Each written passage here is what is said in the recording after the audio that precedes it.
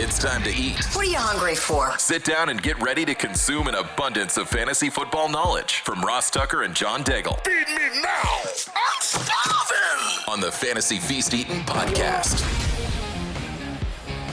Yeah, let's eat, baby. It is the Fantasy Feast Eatin' podcast presented by DraftKings. The crown is yours, and it is time. I think everybody has fantasy football fever right now. And if you've come here, you've come to the right place. You should tell others to come as well, because we are starting our Tiers of Daigle with my guy, John Daigle, with his tiered rankings at every position. Now, if you're mainly a best ball person, we did this a couple months ago. So you can go back and listen to his best ball rankings. The next 4 weeks will be his season-long, traditional, whatever you want to call it, rankings by position, by tier, which is very important, and we'll get to that momentarily. The John I refer to, of course, is John Daigle from EstablishTheRun.com. I can't emphasize highly enough how critical it would be to your football enjoyment and certainly your fantasy success if you went to EstablishTheRun.com and used the code FEAST to get a 20% discount. I have not seen that discount available anywhere else. It's incredible, just like all of the content they have from Adam Levitan, Evan Silva. They got Brandon Thorne's O-line rankings. It's super, super impressive.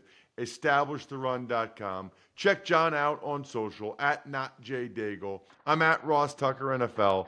We, the show, it's at Ross Tucker Pod for all of the different shows. I thought Sheil Kapadia was terrific on today's Ross Tucker Football Podcast, talking about the outliers that are the Commanders, the Steelers, talking about Jalen Hurts. I thought he made a really good point about Hurts. And then Steve Fezzik on Even Money, the betting podcast this week, he gave a preseason NFL betting 101 breakdown that you're not going to want to miss. So check all of that out. Love those of you that rate and review the show. Please subscribe and share and turn the notifications on, all those things. And watch us on youtube.com/Ross Tucker NFL. All right. So, John, we've never done this before. You know, you and I, in terms of the tiers, I don't believe, because I think the last few years it was Joe Dolan for the tiers. Before that, it was Evan Silva. But the tiers, the nature of the tiers, and not just having straight rankings, but putting them into tiered groups. Refresh my memory, John, on why that's so important. In any draft, you will likely miss out on a player that you wanted. Every draft would, in our perfect scenario, include every player that we want, but it doesn't happen that way. And so it's best to then look at tiers and approach it with that kind of grouping as opposed to rankings. Then you can even then come up on your pick and tell yourself, well, these two guys, these three guys are still here, so I know I can nab another position, understanding that I believe, for instance, Christian McCaffrey, Ashton Genty is the same person or the same player, a similar range of outcomes, I should say. Not the same player, but we believe they have a similar projection to Devon Achane. And so if all three are on the board, I can then wait and grab a wide receiver and let those guys come back to me and just take whomever's left over at running back. And so I believe tier drafting is always the way to look at things. You know, it's not any different from the actual NFL draft and what the best teams do. Yeah. You know, when the best teams trade down, it's because they have several guys in the same tier, and they know or feel confident that if they trade down, they're going to still get one of the guys that they have in that similar grouping, similar tier, while picking up additional assets. Meanwhile, the teams that trade up, it's because there's a guy that's probably the last guy in their grouping. And if they don't get him, there's a whole different group of guys that are not at the same level. So they want to go up and get the last guy in their tier, in their grouping. So it makes plenty of sense how these teams go about it and how you guys should go about it. So, all right, let's get to the tiers of Daigle, quarterback edition. You've got 4 guys more or less in tier 1, and you have them ranked as such, John, as Josh Allen 1, Lamar Jackson 2, Jaden Daniels 3, Jalen Hurts 4. There's interesting questions surrounding all of those guys. I'll let you have at it. As we get further away from best ball season, it's still happening on DraftKings, of course, but we are getting into the time of the year where everyone wants to discuss season-long ADP. We have to understand, first of all, that it's completely different than best ball. We're playing an entirely different game. So much so that if you were to go to DraftKings right now and enter a best ball draft, you would see that Josh Allen, who has been a top 2 quarterback in every season since 2021, is being drafted around tier 3 or 4 of wide receivers. And if you put Josh Allen against guys like Garrett Wilson, Devontae Adams, Terry McLaurin, Marvin Harrison Jr., you're just going to take Josh Allen every time because he's an elite player in his position and will outscore those individuals every time. But that's not happening for home leagues. Usually what happens whenever we reach the season-long portion of the year is that all the points and the results from last season carry over because this is the time of the year where your league mates are just tuning in. And so they're just drafting based off of last year's results. And as I've said multiple times on this show throughout the offseason, we don't get last year's points. That is not the purpose of what we're doing. We are projecting. If you are in a last year league, please invite me because I would love to play that easy game. So instead, we're looking at Josh Allen and Lamar Jackson at ADPs that rival running backs, for example, such as Jonathan Taylor, Bucky Irving, Kyron Williams, Chase Brown. Those 2 quarterbacks in Allen and Jackson, they are being drafted also around Ladd McConkey and Drake London. We don't take those bets. And so while I do believe Josh Allen and Lamar Jackson, this tier quarterbacks, the top 2, are safe, just the way that home league ADP shakes out, I'm pretty sure similar to Brock Bowers, and we'll have that conversation whenever we reach the tight end tiers. I'm pretty sure I'm just going to avoid those 2 and instead make sure I get that strong RB2 or elite wide receiver 1 in the second round, the end of the second round instead. I will say, for as confident as I am in Josh Allen in the QB1, Lamar Jackson does have some question marks. He's not going to fall. He's going to be completely safe.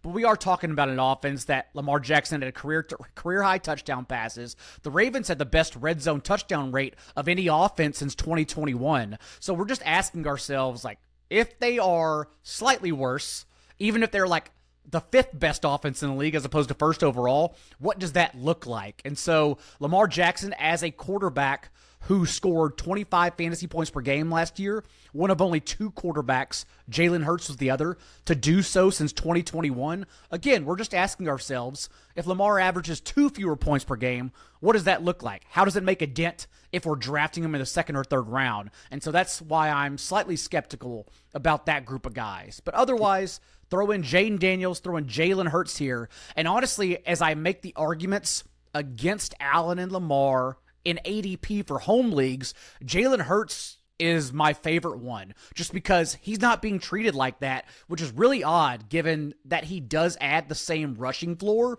Also take into account, at Establish the Run, we have a splits calculator that we can look at who was on the field at certain times with these players. And you recall, Ross, as much as anyone, that A.J. Brown, Devonta Smith, and Dallas Goedert were always hurt. And that's why they were only on the field for 79 of Hurts' dropbacks last year. They just weren't available. And then also last year, recall that Hurts averaged 7 fewer pass attempts per game than he averaged in 2023. You could look at that and say it's because Saquon Barkley. I just look at that and recall how often the Eagles had a lead in the second half and they could ride Saquon Barkley rather than forcing Jalen Hurts to pass under center. And so I do like Hurts quite a bit, not only for that higher rushing floor, but for some passing regression here as well. So really good stuff there, John. A couple thoughts. One is I would be very surprised if the Eagles don't throw the ball more this year with Hurts, because I think they're smart enough to realize they cannot give Saquon Barkley that many touches again. They cannot put that load on him. And in fact, they know that they're going to be in the playoffs and they need him to be full speed, full throttle, fully healthy in the postseason. So I would expect the Eagles definitely to throw the ball more this season. I'd be surprised if they don't. And then the question about Daniels I have, any concern, John, about, he was so good in clutch moments, so good in so many situations. Any regression there or any sophomore slump, if you will, like we've seen? CJ Stroud took a step back last year. There's a history and a track record of quarterbacks with awesome rookie years, maybe not living up to expectations in year two after defenses have gotten a lot of time to really study their strengths and weaknesses. The difference, and it's a big one between C.J. Stroud, guys like that, and Jane Daniels, is that this was why we at ETR, me personally, got a lot wrong. In this job, we're going to get a lot wrong, a lot right, as long as we're right a majority of the time for a long-term period. But one of the things I did get right was pushing back against C.J. Stroud, because you don't elevate quarterbacks who do not run the ball with elite draft capital in fantasy football. That's the difference between Jaden Daniels, is that he does clearly run the ball and add those rushing points for us regardless of game script. And so while I think it could be tougher sledding for him in year two, the fact of the matter is that he still provides that floor with his legs. And so I do not worry about the drop-off, especially when you look at the next tier of guys who, again, a lot of them do not run whatsoever. Don't go anywhere. Got to pay some bills real quick. Chicken, turkey, and beef. This is the fantasy feast. You know I like eating. Those are my faves on Factor meals. My wife, I said this on Even Money yesterday, my wife is the one that really told me about these. She was ordering these, and then they became a sponsor. I love when that happens. You need to do what my wife first did, now me. Eat smart at factormeals.com/feast50off. You use that code feast50off to get 50% off plus free shipping on your first box. That's code feast50off at factormeals.com for 50% off plus free shipping. You're getting delicious, ready-to-eat meals delivered. This is all we have for dinner. My wife takes them to work for lunch with Factor. I don't know what beer some of you guys drink, but do they give you free merch just for drinking their beer? They probably don't, which is probably why, if you haven't already, you need to switch to Labatt Blue Light. If you can't tell me it's not the tastiest light beer. It is. Hit me up on email, ross@rosstucker.com, or hit me up on social media @RossTuckerNFL if you think there's a tastier light beer, because I will disagree, my friend. Rewards.labattusa.com. I'll do a taste test, and I'll taste your light beer versus my light beer. Labatt Light. Labatt USA. The website's rewards.labattusa.com to get that free stuff when you upload your receipts. All right. The next tier is a tier unto himself. Joe Burrow by himself. Explain. You could argue, too, that Patrick Mahomes should be in this tier, and we'll get to that in a moment. But for Joe Burrow, it's just the fact that he has not finished as the QB1 in fantasy points ever, and that's, again, because he can't run with his legs. He can be mobile. He can avoid sacks, but that's just not the style of player he is. And so even though Cincinnati has averaged at least 36 pass attempts per game in 3 consecutive seasons, again, trying to elevate that type of quarterback at ADP is very risky. And in home leagues right now, which is why we continue to look at ADP and play the game of who is a value, Joe Burrow is actually being drafted ahead of Jalen Hurts. And that's just not the game we're trying to play at all. And so for last year's results, when Burrow was very clearly amazing, and I do think that passing success will transition to this year, given that from Trey Hendrickson on, the Bengals really did nothing to help their defense at all. So we're looking at the same pass-happy offense that has to match opposing teams point for point. The fact is that, again, Jalen Hurts, who's being drafted in the same round, the very same range, provides so much more of a ceiling and so many more outs if the passing were to fail in any given week. And so Joe Burrow is just someone I'm going to be lower on at cost, just because I don't believe he belongs in that third-round range of players. The next grouping, Kyler Murray, Patrick Mahomes, Brock Purdy, Baker Mayfield, Caleb Williams, Justin Fields, Dak Prescott. More or less, John, this is going to be the grouping where most people get their quarterbacks.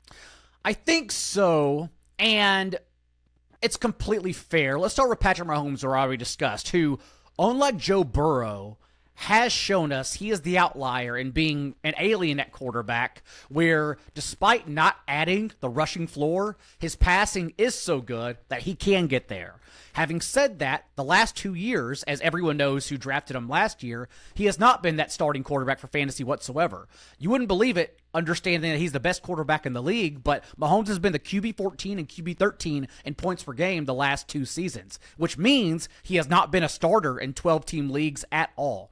Having said that, I think we should have a little more hope this year, given that everyone's healthy. I understand we're waiting out the Rashee Rice suspension that Rich Rebar, who was kind enough to join us last week, did point out as well. We don't know if it's how many games it's going to be, but if we have Rashee Rice, Xavier Worthy, and Marquise Brown all in the field together for the first time ever, you would think that Mahomes is finally handling one of the best 3 wide receiver sets he's had in his entire career. So I still like Mahomes as an outlier here. Having said that, Kyler Murray is also one of these guys we have question marks about just for what he showed us last season. You would think that Murray is someone we always elevate in fantasy because he is mobile and he does escape the pocket. Having said that, he is coming off a career low 4.5 carries per game. So I am curious if this is a player who, around the construction of Drew Petzing's offense, maybe just doesn't run as often as we believe he is capable of. And so that's why he's jammed into this tier of a few other guys. Brock Purdy's another interesting one that, like I talked with Jalen Hurts and not having all of his starters available with him, Purdy, think back about Trent Williams missing a career high in games, how often George Kittle, Deebo Samuel, Brandon Ayuk, Christian McCaffrey were not on the field, and yet Purdy still finishes the QB 10 last year in weekly points. Add all this in that they're coming out in full strength in 2025 with what is projected as the league's easiest passing schedule. Purdy's someone I'm definitely going to be higher on than ADP as a low-end QB1 among this tier of players. I think the big question mark here is really Caleb Williams, because we don't really have an estimate of what Ben Johnson's offense is going to be. And so we're all crossing our fingers and just saying that, hey, this team traded for Joe Tunu, Jonah Jackson, added Drew Dahlman. Like, they went into the offseason beefing up the offensive line to make life easier for Caleb Williams. They invested in Colston Loveland at tight end, Luther Burden at wide receiver. And so Caleb Williams is someone I'm definitely drafting as a low-end QB1. But admittedly, I'll tell you right now, if you're doing this the first weekend of August, the vibes in camp have been terrible.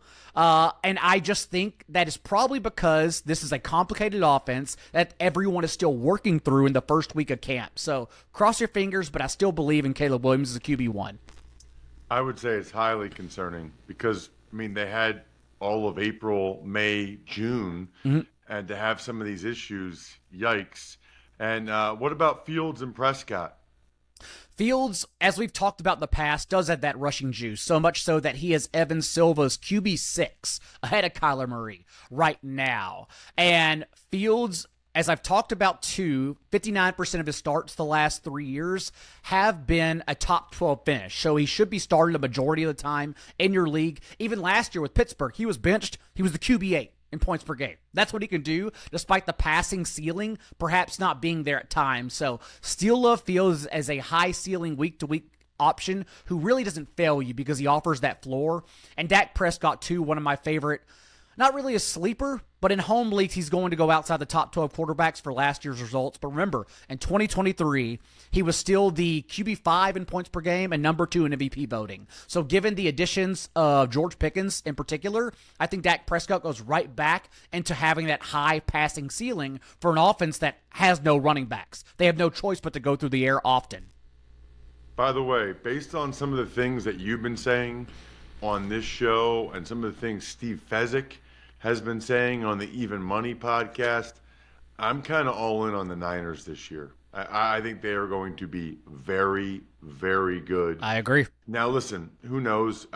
None of us can project the health of McCaffrey or Trent Williams or whatever, but I think that the Niners are poised to be very, very dangerous. They won 10, 12, and 13 games the 3 years prior under Kyle Shanahan. And then, of course, last year suffered all the injuries. It's not hard. You don't have to squint to see them being the best team in the NFC. But their underlying statistics, a lot of them were still good last year. Brock Purdy had the best season of his career, yards honestly. per play and all that kind of stuff. Yeah. All right, the next tier. So those are the first 12. So in most leagues, those are sort of the projected starters, if you will. Then the next group, you've got a bunch of guys in a tier, and it's Drake May, Bo Nix, Justin Herbert, J.J. McCarthy, who's a polarizing guy out there, Jared Goff, C.J. Stroud, Jordan Love down at 19, Trevor Lawrence, and Michael Penix. Obviously, some relative newcomers there with guys like McCarthy and Penix. Drake May is my favorite among this bunch, so much so that in one quarterback leagues, I'm probably skipping that third tier of players between Kyler Murray and Dak Prescott. I like a lot of them. And if their ADPs fall correctly, I'll definitely take advantage of that. But Drake May, I think, is the one that's going to go overlooked when he could break out, similar to how Jaden Daniels broke out for everyone in fantasy just last year. We're talking about a guy who averaged 4.5 rushing points per game and his 10 full starts as the QB10 in that stretch of games when he became a starter. And look at everything they've upgraded New England, from play calling with Josh McDaniels to 3 more players on the offensive line, including the number 4 overall pick in Will Campbell at left tackle, adding Stephon Diggs to the slot, getting Kyle Williams in the second round to play on the outside. Everything is looking up for Drake May. So a top 12 breakout, I think, would be one of the least shocking things to happen in fantasy football. He's someone I'm definitely waiting around for and circling in my home leagues. Bo Nix is someone who's absolutely going to go ahead of Drake May in 99% of leagues. And really, I think it's a heat check for Bo Nix. Nothing he did last year makes me question whether he belongs in the league. Whereas, remember, Ross, last season, his ADP in general, he wasn't even being drafted as a top 12 quarterback, and that's why he was a value. But now, him being drafted as a top 12 option, in fantasy football, we're always checking prices. We're always checking what it cost. And given that his breakout really happened in the second half of the season when the Broncos had one of the easiest schedules in the league, not only that, but the rushing, while he added it, and we knew he would add it, given who he was and how he played at Oregon, the rushing was very inconsistent over the second half of the league. It is a player I'm questioning as a top 12 option when he's going to be drafted as such. So I will have Drake May over Bo Nix in my rankings for sure. And then some of these other guys I want to discuss. Jared Goff will be treated as a top 12 quarterback in your league, and I've come on this show throughout the offseason and tried to mention to everyone that that should not be the case at all, given that we are talking about career highs across the board, touchdowns, touchdown rate, yards per attempt, and yet still only the QB9 in points per game last season. Just someone we want to separate from, honestly. Last year was easy to get him because he was being drafted as the QB18, QB19 with a very easy schedule. Everything is the complete opposite for Jared Goff and the Lions this season. So someone I'm trying to separate from entirely. Whereas 2 guys, I think in his range, could break out as low-end QB1s because they already have done so, are C.J. Stroud and Jordan Love. Jordan Love, last year, remember, we're talking about the ankle sprain, the groin injury he suffered in the first half of the season, and because of that, the Packers sunk all the way down to just 28 pass attempts per game. That's not the Matt LaFleur offense, though. That's an offense that averaged over 34 pass attempts per game the 2 years prior with Jordan Love. I think that's who they want to be, especially in adding Matthew Golden in the first round. So I do like a sneakily heightened passing ceiling for Jordan Love and the Packers offense, and the same for CJ Stroud as they remove themselves from Bobby Slowick's offense, go out and add 4 offensive linemen, take 2 wide receivers early in the draft, and then also we're coming back to CJ Stroud and this Joe Mixon injury. CJ Stroud, who, remember, just last year was being drafted as the QB6 in ADP. You can now get him after the 8th round. So I do love Love and Stroud in particular, and that low-end range, given they've already shown us what they have in their ceilings. The final grouping you have is Cam Ward, Tua Tagovailoa, Bryce Young, Geno Smith, Matthew Stafford. You know, we've had rookie quarterbacks the last couple years, Jaden Daniels, CJ Stroud, light it up. John, what are the odds that Cam Ward can do the same? And I will tell everyone that for Cam Ward and this group of players, Tua Tagovailoa as well, we're still questioning if they can reach, even weekly, that top 12 ceiling. Tagovailoa has never been a top 12 quarterback, for example, but when he's healthy, we know there are certain shootouts, certain matchups that they can provide upside. Same for Bryce Young, who, whenever he came back in the lineup for Andy Dalton last year, averaged over 5 rushing points per game. So Bryce Young is someone I'm absolutely targeting in every Superflex league. Cam Ward wasn't necessarily mobile in college, but he can escape the pocket and extend plays. He's also big-bodied enough to where he does have not necessarily a tush-push outlook, but inside the 5-yard line, he is someone who can carry the ball and try to bruise between the tackles to capture a few touchdowns that will elevate him weekly. And so these players I definitely don't mind taking on. Geno Smith is another one for Superflex leagues I'm very comfortable with. I wish we had a better idea of Matthew Stafford's back injury right now. It sounds like he's going to be okay, but that's really something to monitor over the next few weeks of training camps as you get closer to your drafts.